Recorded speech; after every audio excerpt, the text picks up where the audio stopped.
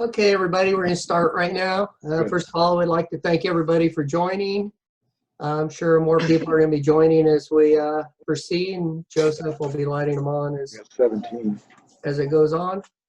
Joseph, would you put the flag up? Yes, let me get the flag here. Anybody wants to sit? If we could get you to please stand, and we're going to do a flag salute, please.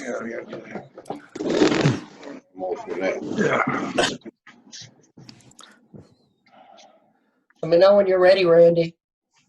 I'm ready. Okay, ready? Begin. I pledge allegiance To to the the flag flag of of the the United States of America and to the republic for which it stands, one nation, under God, indivisible, with liberty and justice for all. Joseph, would you like to give the invocation? It's indication now. Yes, let's pray. We'll bow our heads. Loving God, thank you that technology allows us to meet together even in times like this. We ask that you would grace us with your presence tonight and help us learn things that will benefit our shops and in that way benefit our communities. So we give you this time tonight. We thank you. Amen. Amen. All right, I'm going to mute everybody if you weren't already muted, and unmute Kirk.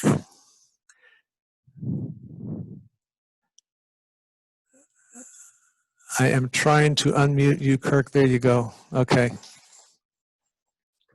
Okay, we're gonna. Greg usually gives a quick protocol of Zoom. Everybody pretty much has been on it before that I could see, so we're gonna kind of skip through that real quick. Anybody that wants a question, they could raise their hand. Joseph you're the host, so you're gonna have to look for people raising their hand throughout the meeting. Anybody have any questions on protocol or anything on the Zoom? Good, we'll skip through that. And now we'd like to do a quick introduction of everybody who's on here. I'll go through and I'll say your name and we can have you raise your hand. And if you want, unmute for a second and say who you are, or just move ahead, whichever you'd like to do. First of all, on my list, I have Tim and Johanna from Beamer PhD. How are you guys? Hi, guys. Very good, thank you. Happy to be here. Moving next, we have Gene Morrell from Certified Auto Repair in Glendora. Say anything, Gene? Nope. Moving on, we have Rocket Randy, Jasper Engines and Transmission. Hi, Randy. Next, we have Jennifer. Would you like to unmute and say something, couple quick minutes, or who you are? Jennifer?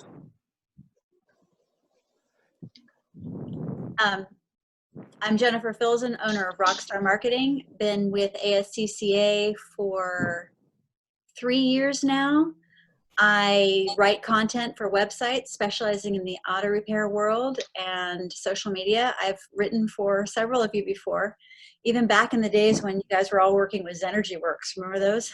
So anyway, great to be here. I'm here to serve if anybody has any marketing questions. Nice meeting you all. Thank you. Moving on, we have Mark and guest. Just like to say hi, Mark, and introduce your guest.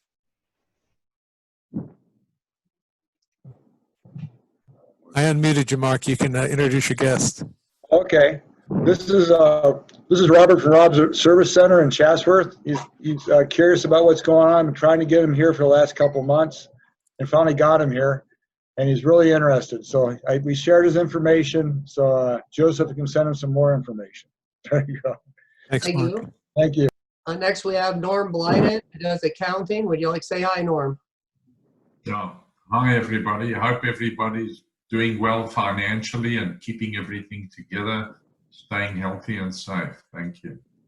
Thank you, Norm. And we have Dave from Chapter 14, who's their chapter administrator. Hi, Dave. Davey. Hi, guys. Yeah, so it's Davey, and yeah, I'm the chapter rep from Chapter 14, and I just came to hang out, observe, and go back and tell my chapter what all you guys are doing. Thank you Glad very to much have you for here. having me on the meeting. Next, we have Jim Ward from Ward Service. How are you doing, Jim? Can you unmute yourself, Jim? I'm trying to. I guess Jim doesn't want to say anything. Okay. So we're moving on. We're going to skip you, Pat, because we're going to get back to you. Then we have Paul from Allcar. How you doing, Paul? You're unmuted. Great. Yeah, Paul Olcar specialist and also a teacher at East Los Angeles College. Both doing well. Good. Thank you, Paul. Then we have Mitch Snyder. How you doing, Mitch? Not so good. Then we have Rob. I don't know who you are, so Rob I'm on. Owen. All right. Aftermarket Rob. Matters. Yeah, hi folks. Glad to be here and interested to see what Pat has to say tonight. Formerly of Parsing People, if there's any context there. Okay, now I know who you are. Okay. Then we have Bruce Hawley. How you doing, Bruce? I'm doing good. How are you guys? Glad to be here. Bruce does insurance for us. Moving on, we have Vince from Vince's Automotive Service in Pasadena. How you doing, Vince? Okay. Now you can talk, Vince. You can talk if you want, Vince. Moving right along. Moving on, we have Nate from Aura Automotive. Hello. How you doing, Nate? Good. Are you driving while Good you to see everyone. No, I'm not driving. I'm riding in the back seat, see? Okay. Just want you to be safe. I'm good. Okay, then we have Earl Corp. Any idea to figure out who that was? I'm not sure. They tried to add a little explanation there. We'll just let them. It says they're trying to connect, but we'll just let them hang out and see what they learn. Okay, then we have Jack Maldonado. He's our lawyer for the ASCCA. How you doing, Jack? Up there in Sacramento? Can you unmute? There you go. Now you're unmuted. Go ahead. There we go. Jack Molodonov, the attorney and lobbyist for the association, here to listen to what Pat has to say. Thanks.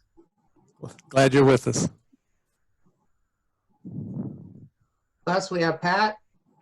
We're going to talk to you more, Pat, in a few minutes. Would you like to say hi real quick?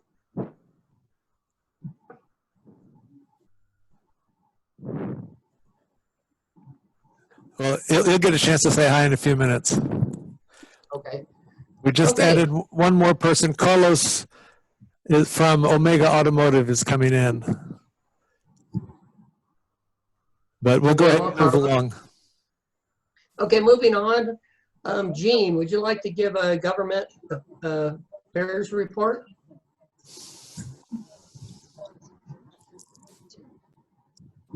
Absolutely. It's nice to see everybody here. Joseph's going to help me out and share some information. I thought instead of just starting out disseminating bills and saying we're opposed, I thought I'd try and educate all you guys on how the system works and what we're fighting. Very fortunate to have Jack Molodonov. He's kind of our leader, the big cheese whiz when it comes to beating everybody up at the Capitol. He's in there all the time. He's the one who goes through the bills and helps us sort through them.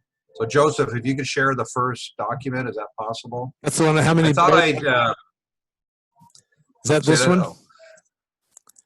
Yes. So I thought I'd try and do a quick little education of how many bills can be produced in a 2-year session. We have 120 members in the California legislature, 40 senators, 80 assembly members.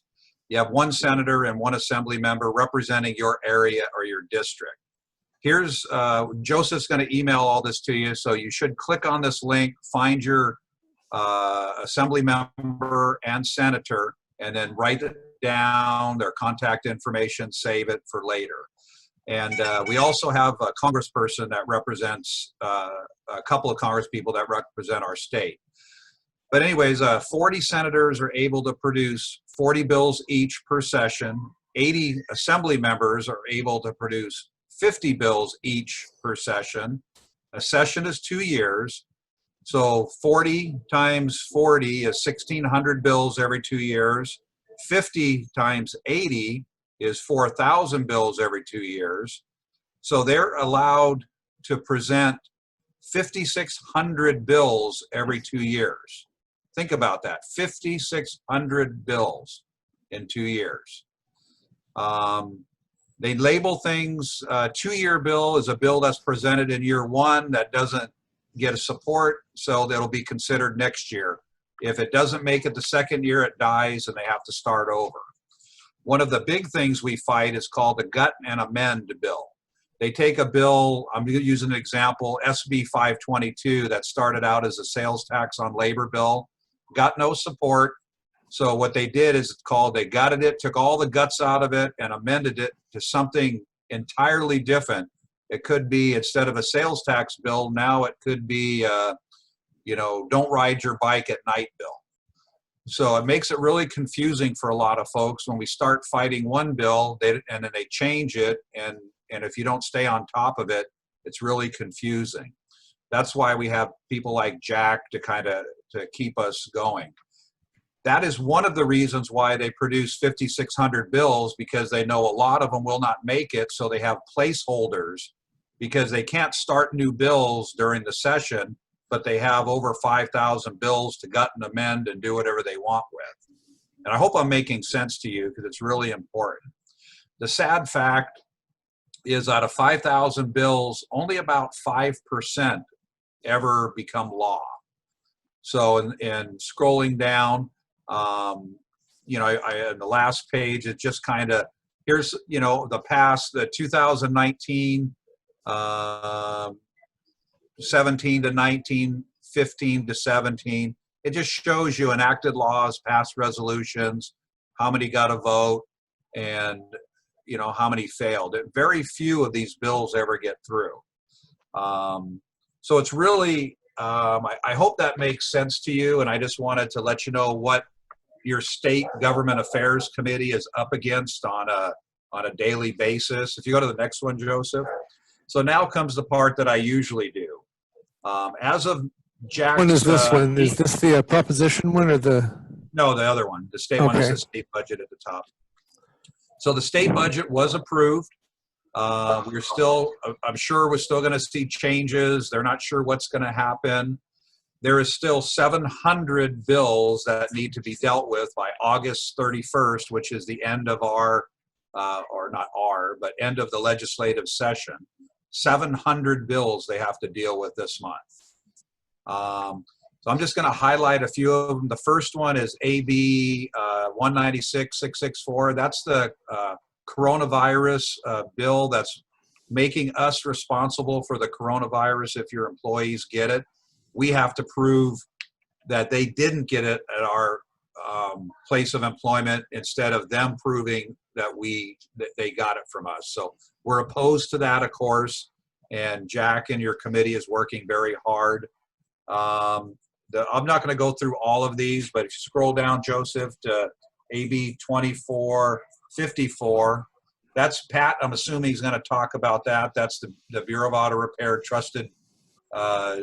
They have a hand in the trusted dealer program, if I'm correct. So they're trying to develop a program that has the elite of the elite shops.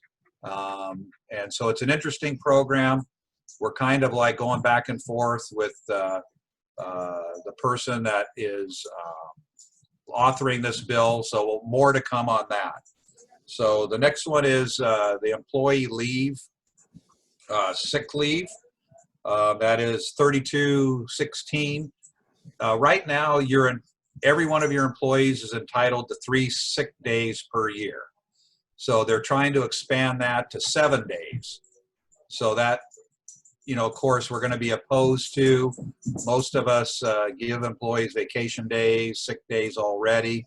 So it's just not going to be something that is going to work out for us. So keep an eye on that bill. You get to scroll through the rest. We have bar regulations, and I'm assuming Pat is going to go through the new data equipment, the bar site and fine regulations. So I'll leave those alone. The one thing that the bill that I just came across my desk, and it just happened to me actually yesterday, one of my employees came to me and said, my wife just had a baby, I want time off. So I don't have a choice. I mean, I've got to give him 8 or 12 weeks off. I don't have to pay him, of course, but still he's one of my better guys because he wants to be with his child for that amount of time. So I just ran across an SB 1383, which is trying to make that a job protected leave. Right now, if I let him take that leave, I don't have to pay him, I don't have to pay his health care, and I don't have to protect his job when he comes back. But now they're trying to post legislation that you do have to protect their job. So that's another thing I emailed Jack, and I'm hoping that we'll add that to our list. Now, one last thing, okay? This is fun for all of you. We're gonna make you all get engaged. Jack is going to pick 2 bills per month. One we're going to oppose, one we're going to support, and we're going to ask all of you to go to that website, find your assembly person, find your senator, and then we'll send out a little form letter that you can doctor up or use as is, and email it, call them, write a hard letter to your legislator. This will do 2 things. It'll let them know that the shops are alive and well and we're paying attention to the legislation. It'll get them familiar with ASCCA, and they'll get to know you.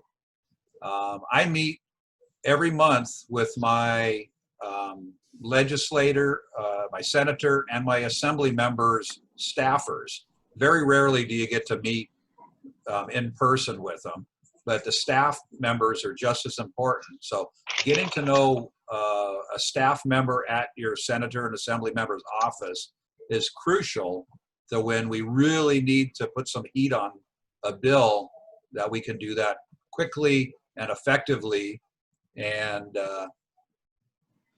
you know, hopefully help our businesses become stronger and better. So with that, Joseph is going to send out all the stuff that was on the screen. I won't go through the propositions. I'll do that next time because we still have some time coming up. But there's 3 propositions that we are watching, and I'll make sure you guys understand that. Proposition 15, 22, and 24, I believe, are the 3 hot ones that we should be looking at. So I'll go through that, but Joseph will send you an explanation of the propositions. Should you have any questions, any don't understand them, you can always feel free to call me, email me, text me, whatever you need. I'm happy to speak with you. Now, one last thing is I'm also on the ASCCA5, the State Education Fund, and last month I mentioned it was really exciting. We gave away over 30 scholarships. $18,000 worth of money went out to our young people in the colleges within the state. I didn't write it down. We gave, our chapter gave 1,500 of it. The total chapters in our area was 5,250. And it's just really, really exciting that we can help out these young people and give them a start. That's how I got my business started back in many moons ago. I received a scholarship to go to a local college and got me going. So it's a really nice program. We also give out tool carts and tools at the graduation from our chapter to our local schools. Of course, this year, with everything going on. The graduations are goofy, so we'll have to rethink that. But your chapter, your state is immersed in, everything we do. And I challenge each and every one of you to step up and get more involved. And it's not only, if you ask Tim's been involved for a very short time and just a rock star. And you can call Tim and ask him how rewarding and beneficial to your business it is to be involved. So with that, I'll shut the heck up. If you want to contact me, please do. I'm happy to speak with anybody. Thank you. Thank you very much, Gene. Jack, is there anything you'd like to add to this, or?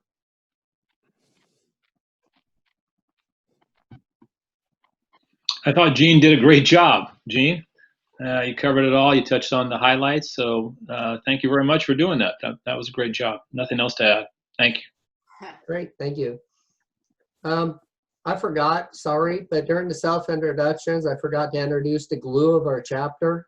Joseph, for people that know you, I didn't really touch base. Joseph's our chapter administrator. He's our glue, holds us together.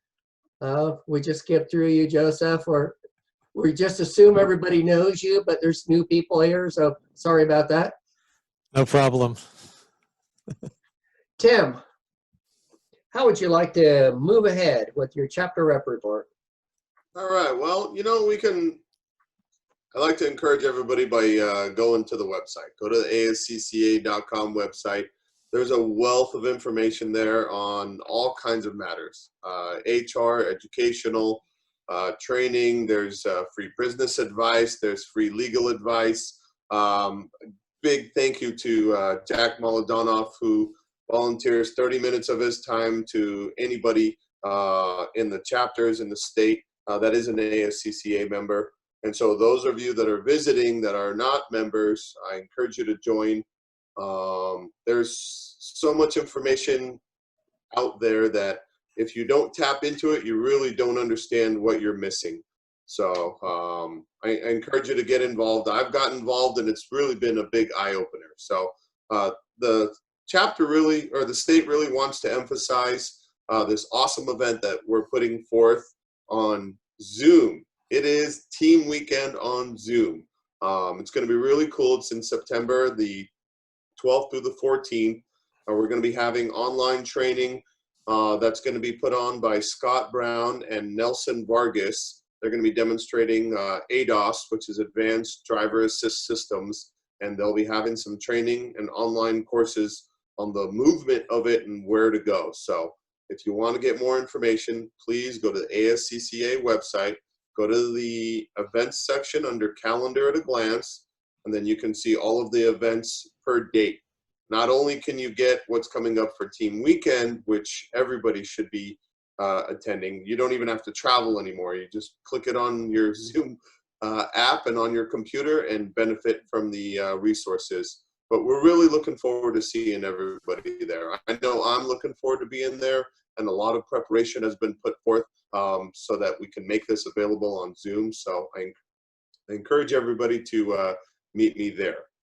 Also, more information, for the sake of time, I'll keep it short, but the state has hired a marketing team to help us grow our members. And we can also do our part by growing our members just state level as well as the chapter level. And we can do this by telling other shop owners, fellow friends. You know, they say birds of a feather flock together. So when you're in the circles and associating with other shop owners, why not invite them? Check out what's going on in the activity and how much information that we've learned that we grow as shop owners. Yeah, I mean, Thomas isn't here today, but he's also one of the newest members from Crown City Tires. So our chapter has definitely grown. We've had a few that have retired and moved on, and we're really looking forward to learning from their wisdom as we unite the chapter and the state together. So for the chapter reps report, I'll keep it at that. As far as programs, I'm really excited to report that obviously today we've got Pat Dorais from the Bureau of Automotive Repair, the chief. But next month in September, we're looking forward to having our very own Mitch Snyder who's an automotive legend, and he's also a writer in Ratchet and Wrench magazine. He'll be speaking to us on his new book, Misfire, the book that's about life and business, written to avoid costly mistakes and misfires, and accelerate the journey from struggle and surviving to success. So we're looking forward to having Mitch in September. As far as in October, we're going to be having Bob Cooper from Elite. Really looking forward to welcoming Bob back and learning from him and the many tips that he also has. I know I've benefited from it. Always try to stay out of that crazy A and learn in the time quadrants that we are. So, you know, I can tell you all the information that we can learn from these, but the best way, like Gene said, is to get involved and see what we can learn as shop owners and how we can grow, because your success is obvious by the works that's manifest. So so that's it for the chapter reps and programs. I'd like to have a special welcome and a thank you to Pat Dorais, who was appointed by Governor Brown and has been a bar chief since November of 2013. He oversees all operational matters, including licensing and enforcing of activities and the administration of the smog check program. And so without further ado, thank you very much for being here, Pat. It's on to you.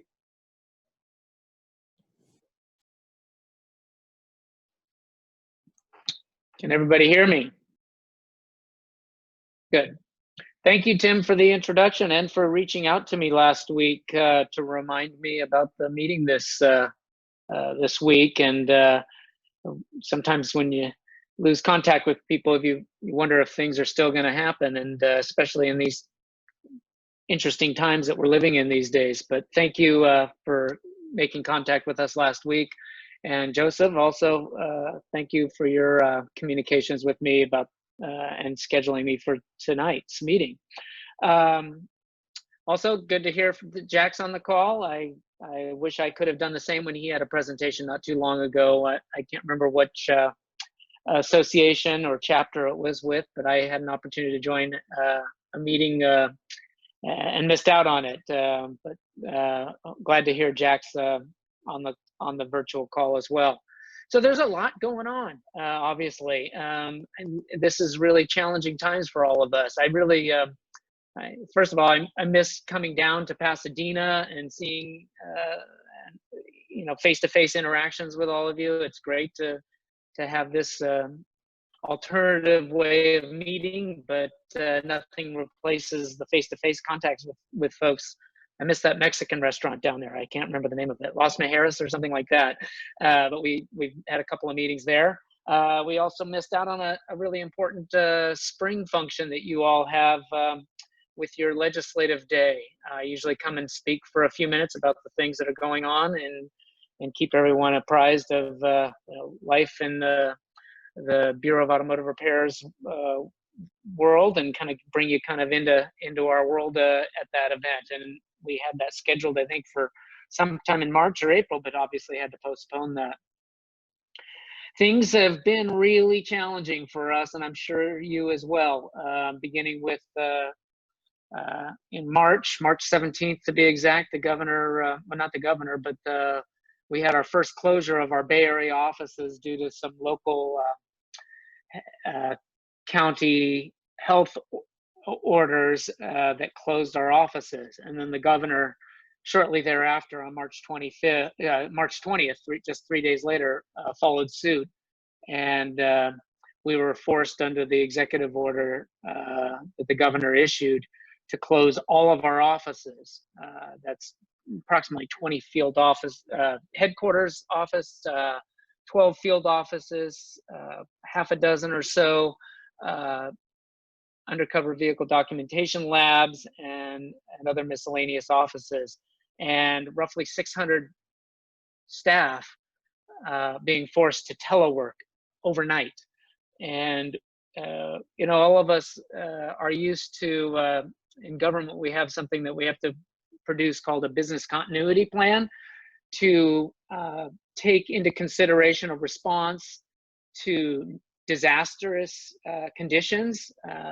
And I think all of us thought that when if we were to experience something, whether it would be a flood or an earthquake or something, that we would be displaced. If we were displaced at all, we would be displaced to another alternative building site, not 600 different locations, meaning our homes. And so our business continuity plan, and I'm sure others in governments, fell woefully short in addressing how you would respond and continue your operations in the midst of a pandemic like we've experienced. I'm proud to say that we after kind of taking a step back and saying, how the heck were we going to get through this? We really have done a miraculous job keeping our operations going, and I'm sure that's going on throughout state government and businesses as well. But I'm really proud of our managers and our supervisors and our staff for making sure that we didn't lose sight of and we're able to continue our mission of our consumer protection and air quality reduction, emissions reduction missions, and continue to deliver products and services to those who count on us each and every day, our licensees as well. You're our consumers, and so we want to make sure that we were able to continue our operations even after the closure of all of our offices and our telecommuting of our staff on March 20th. On March 25th, right after the closure of our offices, we notified and informed all of our stakeholders. That includes our interested parties that have signed up with us, our bar advisory group members. We have an advisory group that meets quarterly. They just got done meeting virtually last month. Jack's a member of that advisory group. We notified him and others, as well as all of our stakeholders, that we would be closed for the near future, and that we had COVID-related materials and information and questions and answers available on our webpage and our website. In particular, that notification informed people and clarified that auto repair was an essential operation that was permitted by the governor's executive order. So we wanted to make sure that consumers didn't just let needed repairs on their vehicles or smog check inspections, ignore those, fail to ignore those kind of requirements that were still being upheld with respect to registration requirements and so forth. So we made sure that we notified our stakeholders that auto repair was an essential function allowed by the governor's executive order.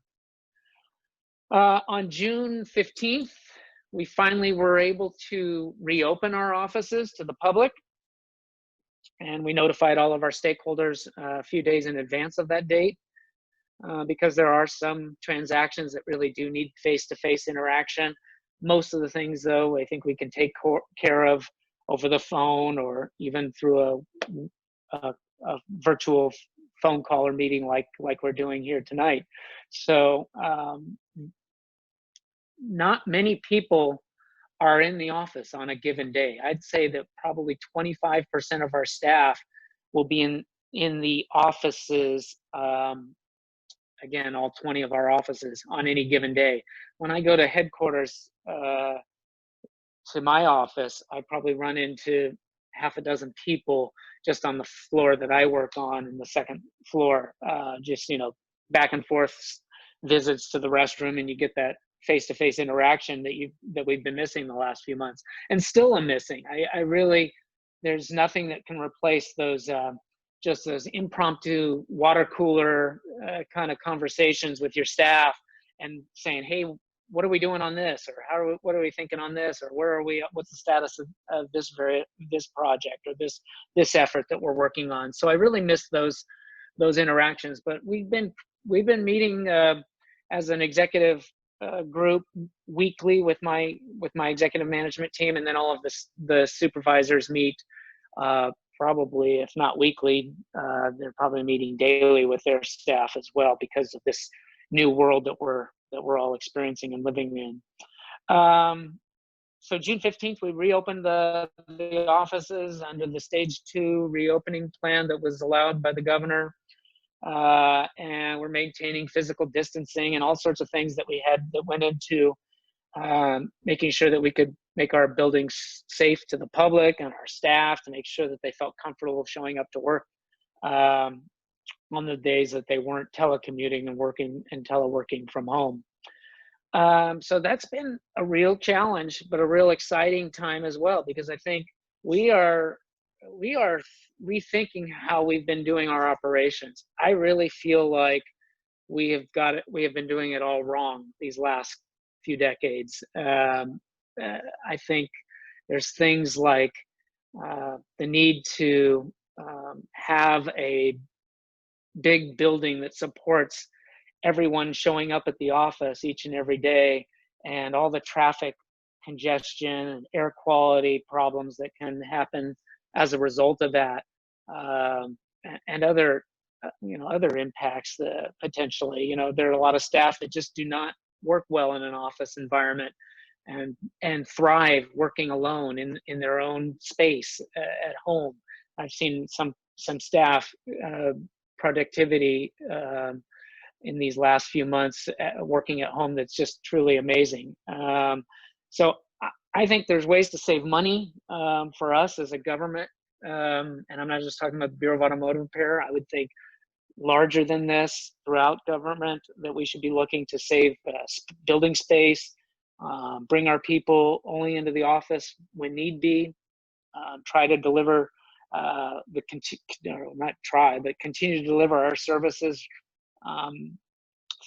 remotely. I think that's something that we'll be looking to do as we work on modernizing our, in particular, our licensing and enforcement operations. We were already planning to do that as part of a statutory or legislative mandate to modernize the information technology platforms that have been built to support those operations. And we'll be looking over the next 12 to 18 months at modernizing those systems. And that should produce greater opportunities to deliver services even better than we did when we had businesses open 5 days a week, 40 hours a week. So I'm looking forward to that. Additionally, some things that we had to do because of the impacts of COVID. On March 18th, we had to extend the license renewal dates for our licensees because they were impacted due to ASC, or Automotive Service Excellence, exam centers being closed. And I'm not sure if they're still closed, but if they are, we're still going to be extending those renewal dates for our licensee population, as well as the PSI. Those are the ones that also offer license exams for the Bureau of Automotive Repair. ASC obviously is the certifications that you all seek and require for your shops and your employees. Sorry, someone's just walking in through my door, so one of the kids. On May 12th, we extended the 90-day examination window for PSI's examination centers. We extended that out to December 31st, again, for those licensees that were impacted by the examination centers that were closed. We notified all of our brake and lamp stations on May 18th that there would be delays in getting certificates out to the stations, up to 2 weeks, maybe 3 weeks. So they should not wait till the end of their booklets to reorder the certificates, and hopefully they're all staying and have ample supplies of those certificates. If you know of anyone that doesn't, please let me know, and can contact me either today or even after the fact, and we can try and expedite something like that. And then one of the things I really look forward to is our advisory group that we really rely on the industry, and Jack is a participant on, we had to cancel our meeting on April. I can't remember the exact date, but it was scheduled for our first quarter meeting was canceled because of the COVID situation, and we just weren't prepared to go into a virtual meeting format. So we just said, let's close it. But we were able to reschedule or schedule our second quarterly meeting, and it took place on July 16th. And I thought it went really well, given the fact that, you know, this was our first ever effort to host a meeting like this in a virtual format. And we didn't use Zoom. We used something that's available to us called WebEx, and it was a very very smooth, I thought, meeting. And some of the topics that were covered, and if you missed it, I'll go over a couple things. In particular, AB 2454, Assemblyman Lowe's bill, we were able to give the Assembly Business Professions Committee consultant, the staff person who's managing that bill, an opportunity to bring our stakeholders, our licensees, our auto repair industry face to face with her, and a presentation that she gave on the bill, which I thought was a really nice replacement to a nice alternative to holding a hearing on the bill, which was not afforded this year because of the COVID situation. And the bill is actually dead for all intents and purposes this year. It will not be going anywhere, but I suspect that it will be introduced next year in some modified form. I don't expect it'll be in the same version that it was introduced this year. But that bill had some interesting concepts to it, some things I think were could have been supported by the administration, and some things that I think, while I won't speak on behalf of the administration, we had no formal position on it. There were some things I think Bureau of Automotive Repair as well as the industry would have had troubles with. To begin with, the things that were somewhat compelling to us were to add additional resources, both attorneys and judges, to handle bar cases so that justice could be served more swiftly in terms of those licensees who are being disciplined, whether it be for smog check or just general auto repair violations. And these are serious violations involving fraudulent conduct relating to auto repair and or the smog check program. So they were looking to have bar cases assigned to appointed attorneys that would be budgeted for, as well as judges, administrative law judges, the judges that would hear these cases at the bar field offices. And those would be specially allocated just for bar, and no other licensing entity under the Department of Consumer Affairs, which is where bar is housed or located.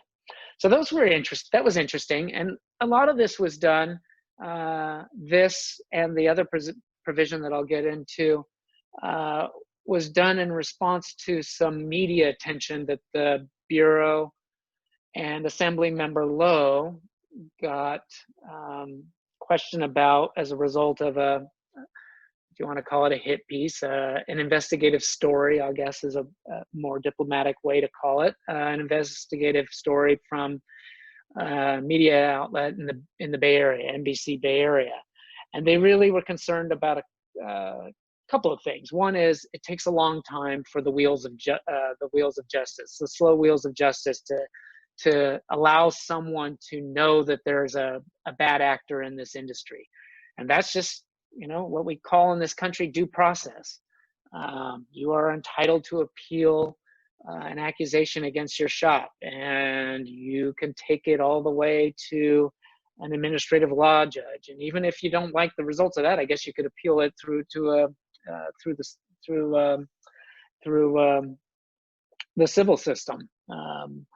So the justice system can take a long time to administer and get a final decision on a matter. And sometimes that information, not sometimes, that information can't get posted to our website and inform consumers because it's still pending. And so I think the author, in response to the concerns from the media, felt like we should devote some more resources to the Bureau of Automotive Repair's cases. So that was an interesting piece that was part of that legislation. But aside from that, there was another interesting piece that the author, Assemblyman Lowe, and when you talk about gut and amends, Gene, this was a perfect example of a gut and amend bill. This was a health care related matter up until about April of this year. And then it was gutted and amended to be a bar related bill. And so if you weren't paying attention, to AB 2454, if you're in the automotive repair industry and didn't have contacts and like Jack and others, you would have thought, well, there's no such thing as this bill that's going to impact my business. And then all of a sudden in April, it got gutted and amended, and Assemblyman Lowe took over the bill from another author, the original author on that healthcare matter. The other really interesting piece, as Gene laid out, is the establishment of what they're calling a trusted dealer certification program. And this is to address another media concern that about informing consumers, not when justice has been rendered in a formal disciplinary matter, but to inform consumers about shops that have had issues with the Bureau that maybe didn't rise to the level of a formal disciplinary matter, or other criteria that would allow us to qualify and put some criteria on whether a shop was, and maybe help a consumer make a judgment about whether to visit that shop or not. And for us, that's really, first of all, the name in and of itself is it's a trusted dealer certification. It would have been a voluntary program. So anyone who wasn't part of that program, who didn't volunteer to be part of that program, I guess the consumer might think, well, that's suspicious. Why aren't they part of the program? Maybe they're bad just because they're not certified by the Bureau. So that in and of itself, the fact that it was voluntary, kind of makes you wonder whether it would have had any impact or any positive results on the consumer's decisions here. The other thing is, they called it trusted dealer, and I felt like, well, that someone who volunteers to get in and somehow gets into the program, and then all of a sudden we take an action against that shop for whatever reason, someone fell off the wagon and things went bad. That's kind of puts us in a weird position to call someone a trusted dealer, and then all of a sudden we're now saying maybe you shouldn't have trusted to go to that shop if we're now taking a formal disciplinary action to them. So I wouldn't have liked the name as well. But the other challenging thing is, I really feel it would have been another Yelp for government, and I just feel like that's not something that we need to get into. I don't even know what kind of criteria we would have come up with to develop such a program. It would have been a real challenge for us to do it in regulations, and that was the call on BAR to develop regulations to establish this program. I think it was calling on us to do it by July of 2022, because the bill, if it had gone through the legislature and been signed into law by the governor, which I said it's dead this year, so it won't. But if it would have taken effect in January of this coming year, January 21.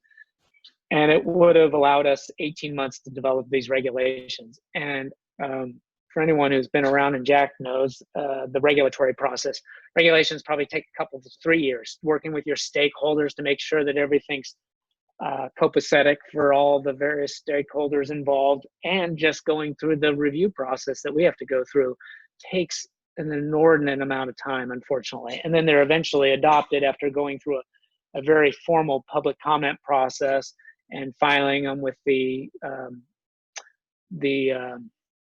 kind of the gatekeeper of the regulatory process in state governments, called the Office of Administrative Law.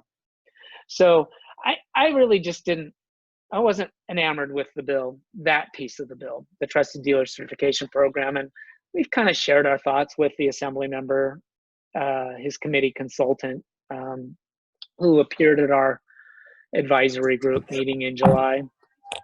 And she's leaning towards moving away from it.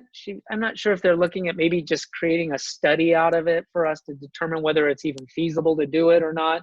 But I don't think they're going to put it as a mandate on us. And a couple of reasons why. Immediately when the Bay Area piece ran, sometime last year, I can't even remember when it was. I'm getting some bad feedback there. Okay. When the NBC Bay Area hit piece or sensationalist story ran, I came up with some things that I thought might be good options, because I didn't really want some legislation to come through and we'd be stuck trying to implement some things that all of us would regret. You know, nothing worse than a bad bill that you're stuck with trying to implement. And I didn't want something like that being jammed down our throats. And so I immediately started thinking about some things that might be workable from all of our standpoint. One is we developed a prototype of a web page. It's actually a web application, and I'm calling it the Auto Shop Locator. It hasn't launched yet. We're getting ready to launch it on Thursday. We unveiled it and gave a presentation, a demonstration of it at our advisory group meeting on July 16th. It's all information that is currently available to us, and a lot of it is available on our website already, but really challenging to locate and find if you're a consumer. And that was one of the criticisms of the NBC Bay Area reporter who ran that piece last year, saying, I can't find when someone is on probation. How do I find that? It's on our website. It is hard to find unless you know how to go look for it. And then how do I find someone who's the subject of an accusation? And that's all public information, and we're required by law to post an accusation immediately upon service on the licensee who were accusing of the bad acts. So we have developed, as I say, this Auto Shop Locator. Now, its primary focus is to allow people to, you're all familiar with Zillow and Redfin, and trying to think of some other web apps that kind of use geolocation services. Well, it'll allow you, and everybody's using smartphones these days, right? So it'll allow you to use your cell phone or smartphone, and by zip code or just by pushing use my locations, I'm using my phone as though it's my smartphone, use my location services or my device's location to find the closest shops in my area. And you can filter it by auto repair, all sorts of auto repair services, transmission repair, auto body, air conditioning, a whole host of auto repair categories. It also separates out brake and lamp stations, because there's only about 1,300 of those in the state, licensed brake and lamp stations, and then also our 7,000 or so smog check stations. So if you want to find a smog check test only station and you want to find a STAR station, it'll also allow you to do that. We don't have that capability really on our website today. It's really challenging to find stations in your area. So that's its primary focus. And all of that information as it relates to auto repair, to delineate if you want to find an air conditioning specialist, it's all based on, if you'll remember when you fill out your application to become an auto repair dealer in this state and on renewal each year, you pick your primary and secondary business type. And most people pick general auto repair, and that's a category as well. But if you really are focused on something like auto body. There's no way to find an auto body repair unless you just kind of know someone, or you're looking in the I guess doing a search on a Google search or something like that. But this allows you to be able to find through the bar's website the closest shops and the specialties that they've listed on their auto repair dealer registration application. And that information, you can update that at any time. We have a change of business type and change of address application form that you can always update at any time. In the future, we're looking to be able to add more categories so that it isn't just narrowed down to the top two, the primary and secondary business type. So I'm really proud of that. It's going to launch on Thursday if all goes well. We're having the final testing doing that right now as we speak, and we'll send a notification out to everyone. We're targeting tomorrow to let everybody know. I had hoped on Monday. I told Jack I was going to tell people on Monday, but my guys wanted to test it because we did some refinements at the last minute over the last couple of days. So we've been testing it. And that was based on some information we got from our public affairs office at the Department of Consumer Affairs. So we were making some improvements to the site and user friendliness of the site. So that's going out. You'll also see shops visually.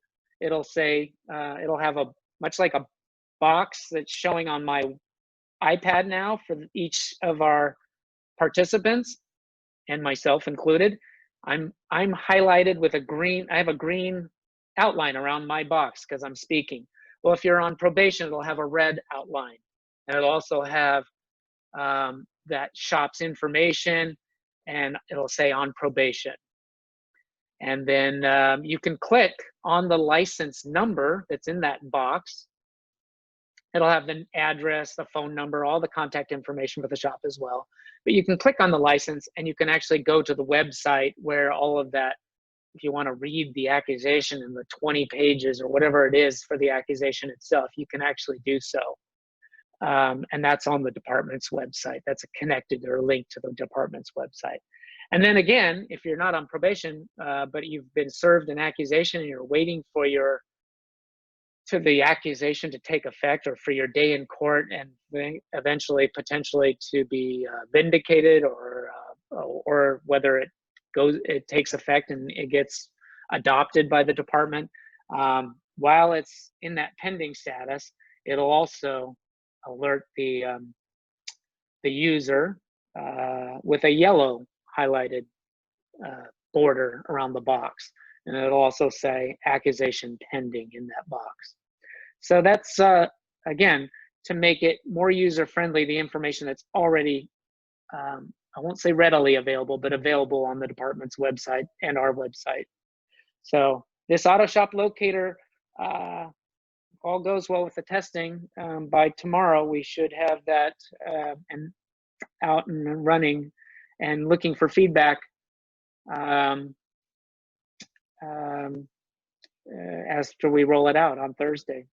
So that'll be our kind of a soft launch of it to get everybody's input about how it's going.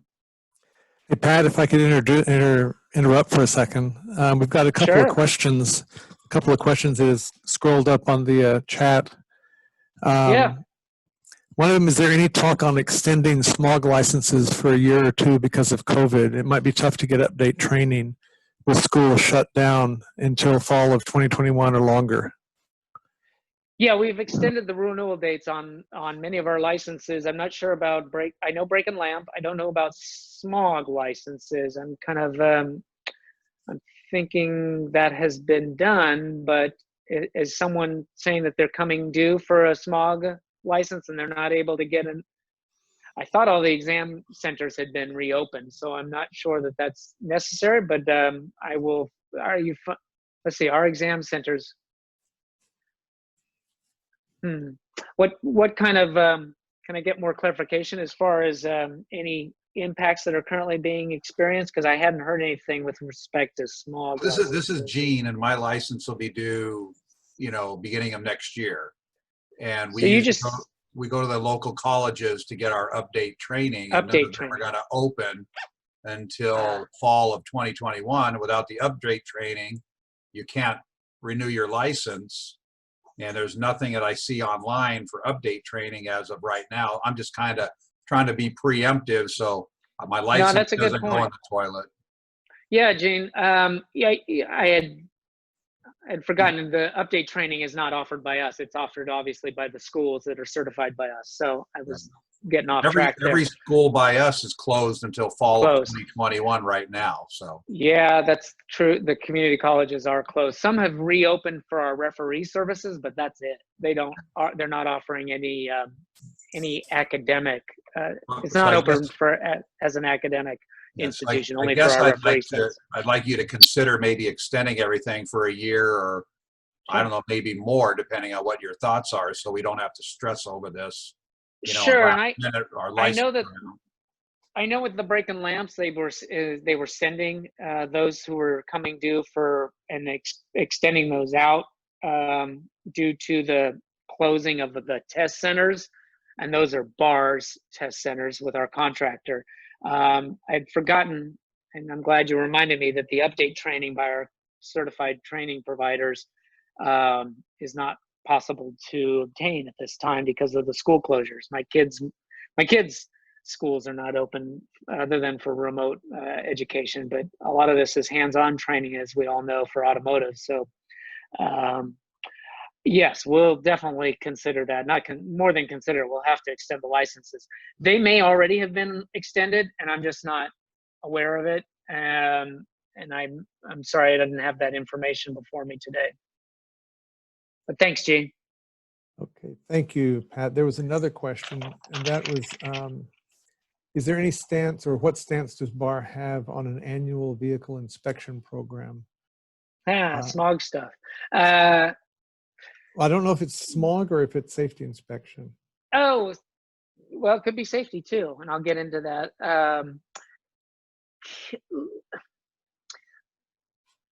I guess now's the time. I'll answer it right now, and then I'll get back to the stuff I was trying to close with.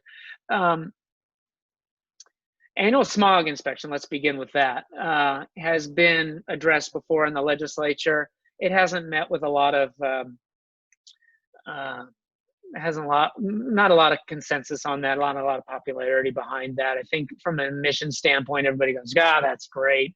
But I think we're in California. There's a lot of people who would probably disproportionately impacted by it. I think the concerns of the legislators were that it would be the older vehicles that would be impacted. Who owns those? Lower income individuals. Then they'll pay twice as often, twice the amount of repairs potentially needed on their vehicles.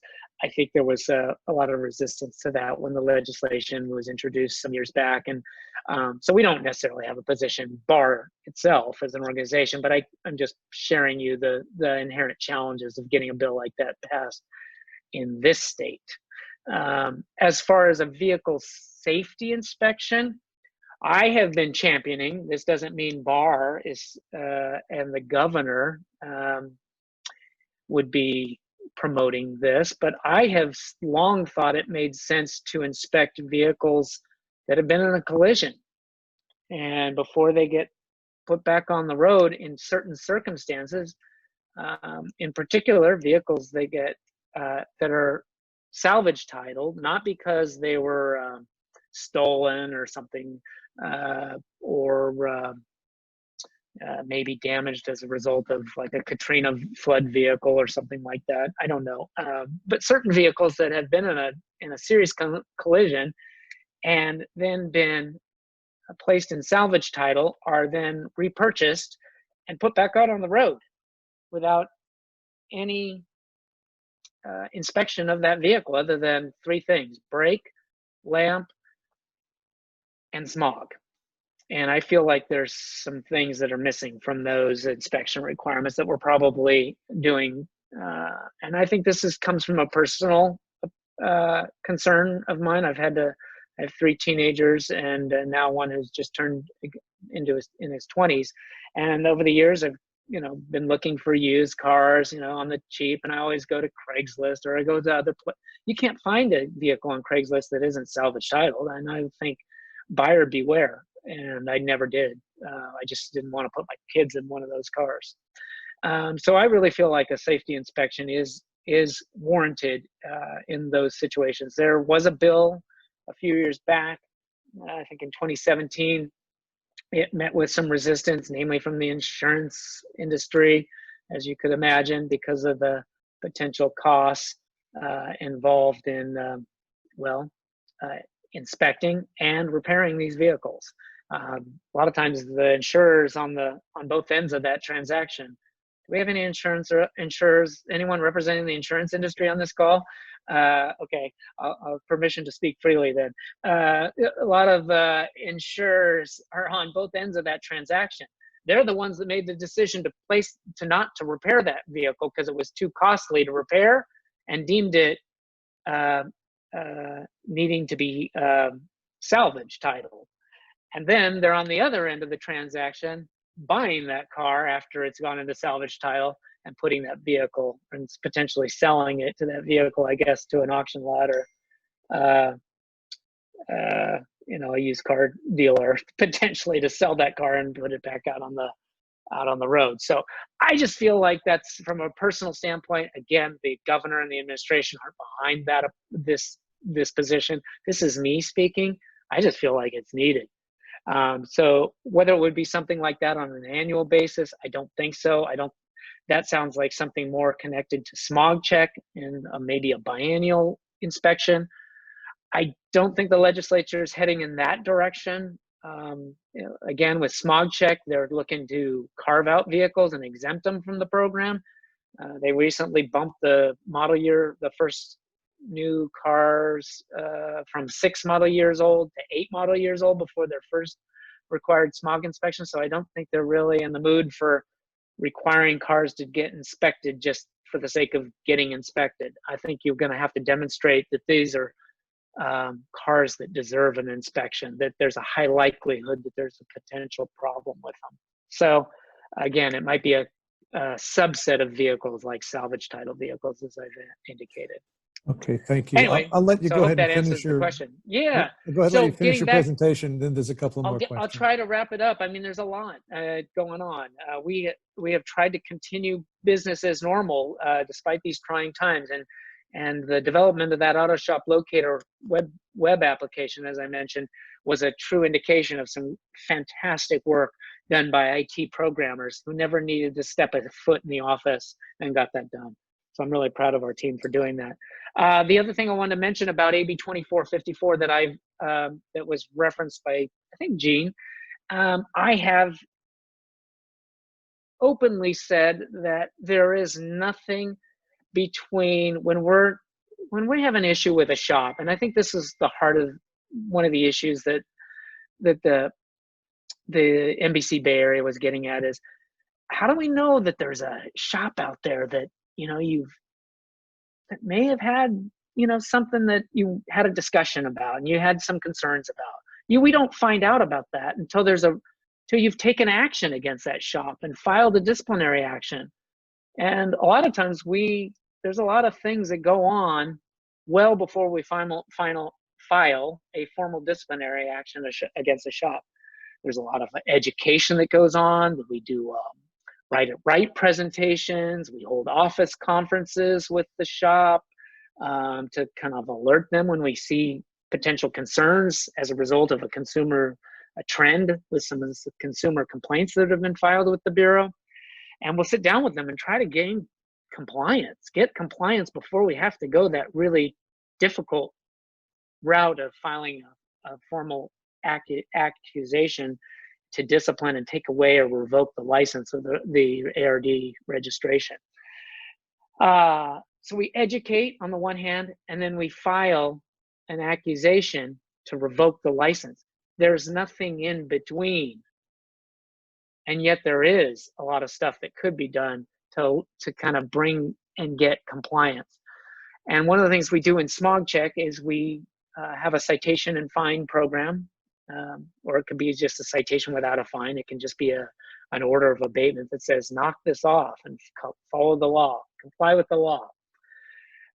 So I've talked about in response to some of this and trying to avoid some unwanted legislation by Assemblymember Lowe or someone else with like this trusted dealer certification program, maybe we could develop a manageable, I don't want a slippery, the difficulty with this is that you can create it's a very slippery slope. And I mean, I will tell you that with almost any auto repair every auto repair transaction, there is a violation. It's a very involved law, the Automotive Repair Act. You can, forget to put the odometer reading on, or you could forget to put the telephone number when you called back to get additional authorization from the consumer to exceed the initial estimate, and you forgot the telephone number to write that down and document that. Yeah, by the true letter of the law, that's a violation. I don't want to cite for things like that, unless we saw maybe some huge trend and reason for doing that, but I doubt that would be the case. We would just have a conversation, as we normally do when we mediate our consumer complaints, and there's about 15 to 20,000 of those filed with us each and every year. We just tell the shop, hey, you failed to do this. Can you get it right the next time so we don't have to have this discussion again? And that's usually how we go about it. Now, there are some things that I think hold on a minute. I'm in charge on my my earpiece, so I'll just hold one in. Can you still hear me? Okay, good. There are some things that I think, aside from the kind of the ticky-tacky paperwork violations of the Automotive Repair Act, like estimate authorization, I'm not saying those could be big problem issues if someone was trying to had an intent to defraud someone, but we'll just say for the sake of leaving something off that wasn't done to the letter of the law by accident. I don't want to get into all those because you can find that probably in each and every transaction, as I mentioned something. I'm talking about things that are a little more serious, that we would potentially issue a citation and maybe a fine or maybe just an order of abatement. So we are looking at things like that. We were looking to present it to our advisory group meeting, and I'm looking to do that at our October meeting. So if you're interested, stay tuned and be a part of that meeting. And Jack will be at one of the panel members or one of the advisory group members at that meeting. So, all of your conversation relating to that or input relating to this potential for a cite and fine program can be communicated through Jack, but you can also participate yourself. So that was done also in response to the AB 2454 legislation. Let me talk about some other things real quickly. We've done some really cool things with our smog check program. We added an open safety recalls. That information, we partnered with Carfax to publish that information on a vehicle inspection report. So after each smog check or during the smog check, the smog inspector can see that there's an open safety recall and can tell the consumer about it or the customer about it. It also print up at the end of the inspection on the vehicle inspection report any safety recalls as well as any emissions recalls. So that's been out there for a couple of months now. We also print up PZEV warranty information on the vehicle inspection report. That was a software update that we recently rolled out in the last couple of months.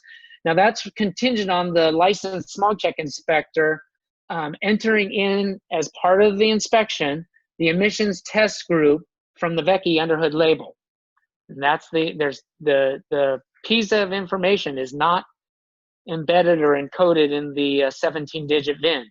So it's required, the only way we're going to be able to get that information and be able to produce that for consumers so that they know that they can have a vehicle that's potentially covered under a warranty, on an extended warranty for a partial zero emission vehicle, PZEV, is by the inspector correctly entering in the emissions test group from the Vecchi label. Another consumer protection thing that we did was inform 1.3 million potential owners of vehicles with Takata airbags that were recalled. We sent out letters in partnership with NHTSA, obviously the National Highway Traffic Safety Administration, and 13 vehicle manufacturers to send out 1.3 million letters to consumers so they could increase, hopefully, the response to those recalls. And I'd like to say that the repair rate to replace those Takata airbags has increased by 64% since our mailing of those letters this last year. Regulations, things we're working on. I already talked about the citation and fine, so I'll cross that off my list. CAP repair assistance. One of the things that we're doing for Consumer Assistance Program is to increase the amount of repair assistance provided to income eligible owners from $500 to $1,200, as well as eliminate the copay requirements or modify the copay requirements to not be so onerous and allow more people to participate in that program. Those are being filed as what we call emergency regulations. We were able to use the COVID pandemic as a justification to help people who are potentially out of work or in a lower income category to be able to get repairs to their vehicle, and certainly help those in the auto repair industry and justify, obviously, their interest in remaining in doing the repairs to those vehicles. Obviously, we need their support and their important services that they provide at this time. So those are being filed hopefully in the next couple of weeks as emergency regulations, and they'll take effect almost immediately. STAR, for those in the STAR program, we're making some updates. We've been working on those regulations for the last couple of years. We're making some updates to that program as far as some of the eligibility requirements. I think we're trying to update them to make them not so onerous in some cases, and then also not allow for some loopholes that allow stations with if you're familiar with the term follow-up pass rate, to get in without having any score on the follow-up pass rate. STAR, so I've talked about that. Auto body, I don't know if anyone's in auto body, but usually we'll give an update to the California Auto Body Association, which Jack also represents. So if you have any friends or if you're in the business of auto body, we're going to update the equipment requirements and bring them to a more modern standards, as well as some of the repair trade standards. We're looking at 2 separate packages, both for equipment and some of the manuals and things like that to repair those vehicles, as well as trade standards for the repair of those vehicles as it relates to auto body. So those are 2 separate packages we're also working on. They have then back to smog check.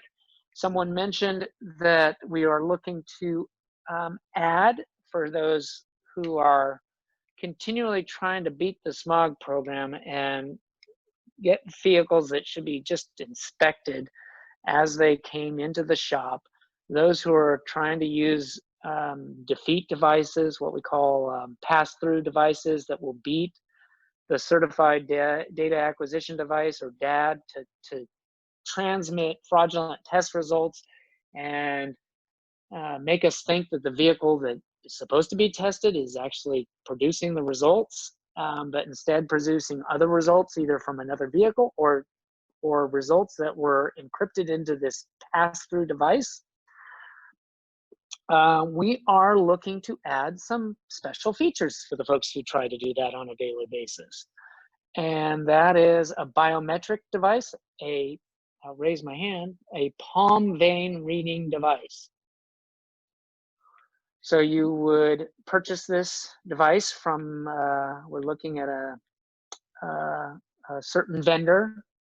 We would require this in regulation, this device, and we would ask that everyone buy this device as well as a web camera, so that we can say, hey, tell us and show us the vehicle, just like you want to see the house that I live in. This is the house I live in. That's not a very good picture. Well, we would do the same for those performing an inspection. We'd say, show us with this web camera the vehicle you say you're testing. Or let me see that, here's another issue that we want to see. Let me see that it's Inspector Pat Dorais who's testing this car, because we don't think it is. A lot of times licenses are shared when they shouldn't be, and not even to licensed people. Obviously, they're shared with people who are not even in the business of smog, and who own the devices in some cases, and say, I'll smog your vehicles, and it's X number of dollars per vehicle. And so they turn their license over to the individual who's going to do that for them. So a web camera and a biometric palm vein reading device are going to be required in regulation. I don't know how long. I'm trying to fast track that because the problem's going. In fact, these devices get more and more sophisticated. When we discover them, we try to reverse engineer them. You know, a lot of times we'll go into a shop, they'll run from the premises, and nobody wants to claim the device, this illegal device, and it's just sitting there, and we gather it as evidence.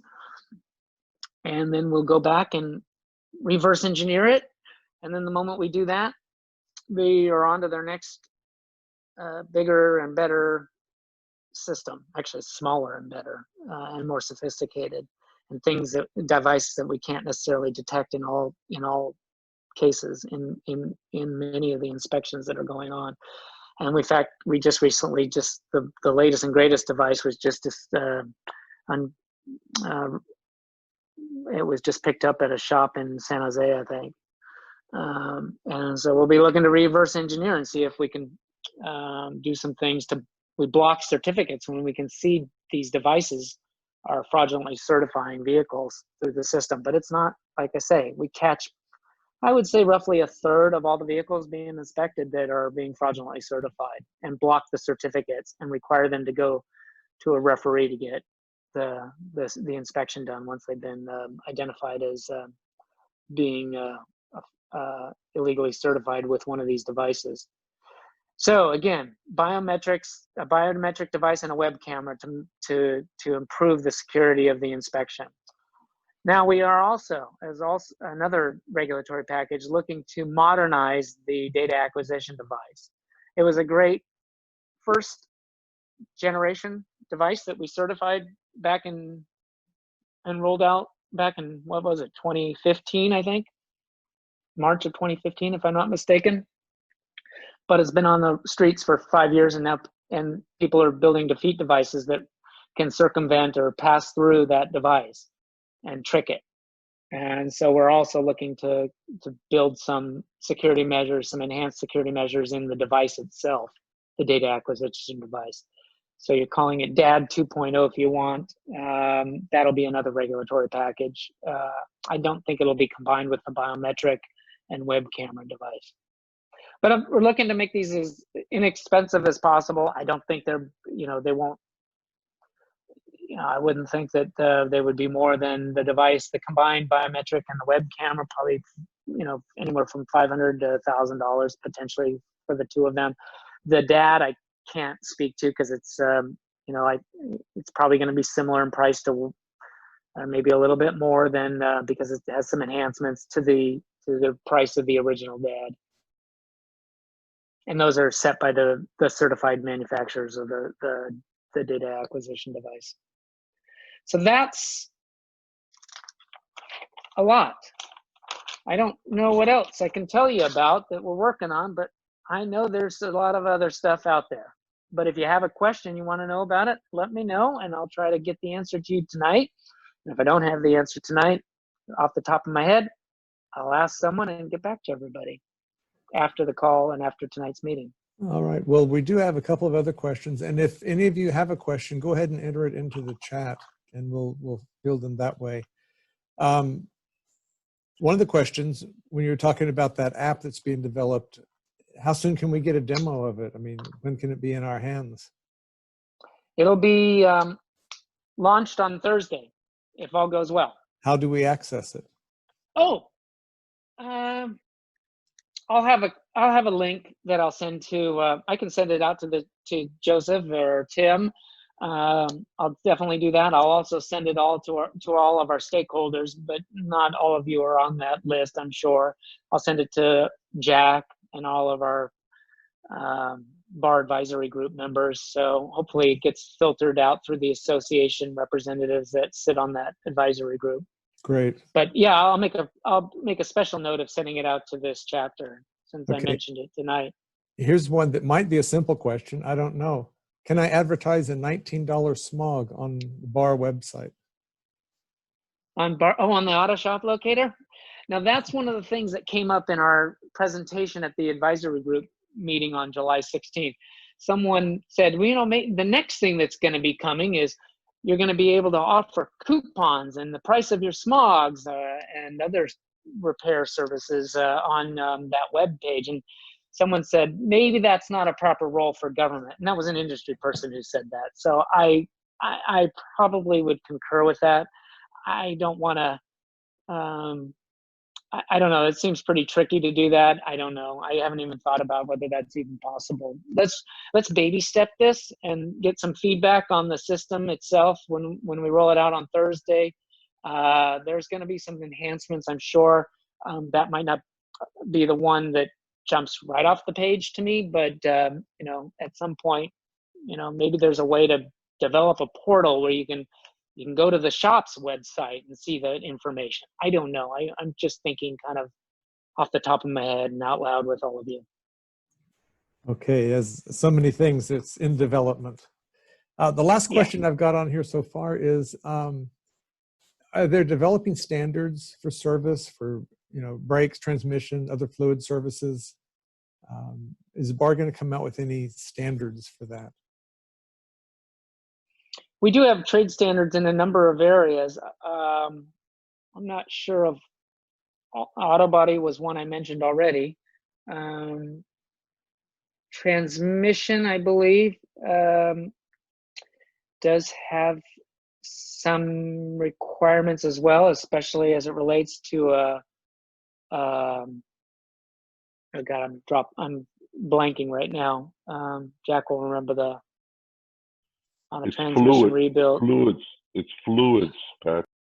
Oh, on fluids? Is that Rocky? Oh my gosh. Hello, Rocky. You look great. Fluids. What in particular are you thinking about? I don't have anything in mind with respect to trade standards relating to fluid services. There were some toxic fluids that the transmission had, or something like that, that they were trying to regulate. I think Gene may know about it. Oh yeah. I'm sorry, that's not us. That's one of our partner agencies, or sister agencies, as they say, with the that's Weights and Measures at the California Department of Food and Agriculture that's looking at that. I don't have a lot of knowledge on that or a lot of information on that. I'm tied into it. We've met with the individuals there, but that's kind of on hold. We haven't heard any further development. They were looking to, maybe Jack can help us out on this. They were looking at some standards with respect to, I think, labeling requirements with respect to the fluids, and just haven't seen anything come out of the regulatory as far as regulations from that group. They're a very small entity, not like the Bureau of Automotive Repair. I think they have less than 10 people doing the regulation work, the administrative work, and the enforcement of their program. In fact, they've approached us about trying to take on some of the enforcement of any regulations that they currently have or are looking at, and that's just not something we have jurisdiction or authority to do. So nothing right now, Rocky, on that. We'll certainly keep everyone informed. We've had the individual who represents that office, Alan Morrison. He's made several presentations that are available on our webpage. He made those presentations, I think at least 3, to our BAR advisory group. And you can find that again on our website under the BAR advisory group. Okay. And then the only other one is transmission. We do have existing standards as far as the transmission repair itself. There are some trade standards with that. Air conditioning has some trade standards. They need to be updated, I'm hearing. And like with anything else, it's just trying to get to trying to get to these regulations. There's a lot of regulatory priorities out there. And as I said at the outset, regulations take a long time. You know, I don't like to do regulations in a vacuum without involving the industry. The industry is going to be impacted by this. They need to know if it's even workable for any regulations. So we usually sit down, not usually, we always sit down with our stakeholders and work through the regulation package. There may be some wordsmithing issues that we don't necessarily agree on, but by and large, we get buy-in through workshops that we hold and public comment that we just do, and so having a regulation that also has a formal public comment period, and then dropping those regulations on the regulated community. We don't like to do it that way without advance working with the industry. Thank you, Pat. The one final question, hopefully it's a simple answer. It has to do with the app. Will it make a difference between a complaint, an investigation, or a proved violation? I think you said that the red frame would mean they're on probation, but how much information will actually be there? Yeah, so that's it, unless you want to go to the accusation itself, and you can click on the license and go to the documents itself. There'll be a license number, so it's ARD 1234567, whatever the license number is, and you can click on it, and it'll take you to the action on the website for the Department of Consumer Affairs. Those are all public documents that are already in existence on our website. So it'll show you, just to recap, it'll show you a shop that's already had its matter, its day in court, and is now, that matter was heard, and the accusation or if it went to hearing, either the case was settled. Sometimes we settle cases without going to hearing. It's in the interest of parties to do that. We don't necessarily want to put shops out of business if they're looking to, they want to do the right thing. They want to come into compliance. We'll put them on probation and we'll settle that case without going to hearing. And it's in everyone's best interest to do that. Saves a lot of time and a lot of money to do that. But sometimes someone we don't settle and we go to hearing. And sometimes there's still a shop that isn't revoked. The judge says, I want to put them on probation. And then that matter goes back to the department, and even the ones that we settle go back to our department for concurrence to adopt or to reject the settlement or the proposed decision from a judge. And once that matter is finalized, and let's say it's adopted, it's not rejected, that shop would be showing, as it currently does, but it would, on our website, it would show it as probation on our new web application. It just does it in a much more, I guess, an easier to see format than we currently have on our website. And then it'll also, the other part of this that I mentioned was that it'll show a shop that's the subject of an accusation. So we filed the accusation saying you did all these bad acts, and we're looking to revoke your license. But again, you have your day in court, or you want to settle this, we'll certainly look at doing something like that. And then eventually it could potentially move from an accusation pending to a shop being placed on probation. I would say that the only, sometimes the only times and this is a really broad statement and a very make a very generalist statement here, where we revoke and we don't put shops on probation is the smog violations. And a lot of times that's because they walk away from it. They default, they never show up they don't even appeal, they just walk away from it. And they're not going they abandon the license in essence. They made their money and they're off and running into some other business potentially. Hopefully not smog, but oftentimes that is the case, that they're trying to get someone else to take over the business, but they're going to still control the business. So those are the ones we revoke. We don't give them really much of a second chance in the smog world. Auto repair is different. Those folks are looking to stay in business. They're looking to, you know, amend their ways, get back on the right side of the tracks, and you know, there's a lot of lives at stake with respect to people who are working in that shop. They won't, including the owner, him or herself, and they're going to look to be on probation and you know, keep their nose clean and run a good shop and be on the right side of the law going forward. And we usually put them on probation from anywhere from 3 to 5 years, and we tell them we're going to run another undercover vehicle. So, you know, do these things the way that we've been telling you to do them, and are outlined in this accusation. Don't go afoul of the things that you got in trouble for the first time. And sometimes that isn't always the case. We are very upfront that we will be running a car again once you're on probation, and not just one car either. And then obviously comply with all the terms of the probation. You know, pay if you owe investigative costs from the disciplinary matter, pay those on time. Show up for probation conferences, and don't flake on those. The Bureau takes those very seriously, and we hope you do too, because we'll sit down and go through, hey, we had some complaints against you, or maybe we had no complaints. Everything's great.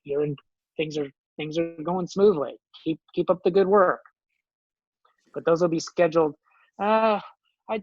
I'd like to say quarterly, but I don't know that they're all that frequent right now in the midst of the pandemic. But you know, we are still trying to fulfill our obligations under cases where we've placed them on probation, and we have an obligation to uphold the terms and conditions of that probation. I don't know. I got off track a little bit, but right. By the web app will show you a shop that's on probation or whether an accusation's been made. Well, thank you for that wealth of information. So we're over time now. Kirk, back to you. Thank you all. Okay. Thank you for being here, Pat. Next thing we're going to do is we're going to do a shop drawing. And basically, Joseph's going to draw 4 names from our chapters, and if you're here, you will get money for your dues or a gift card. All right. Drawing 4 shop names or associate member names.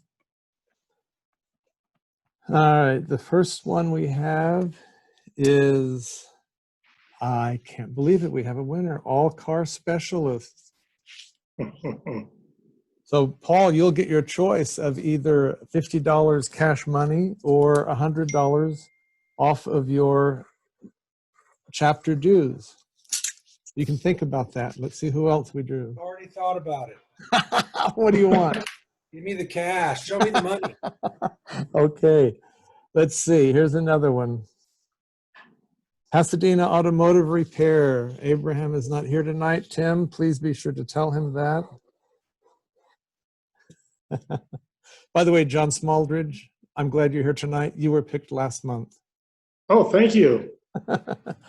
All right, here we've got Mark's Independent Service, another winner tonight.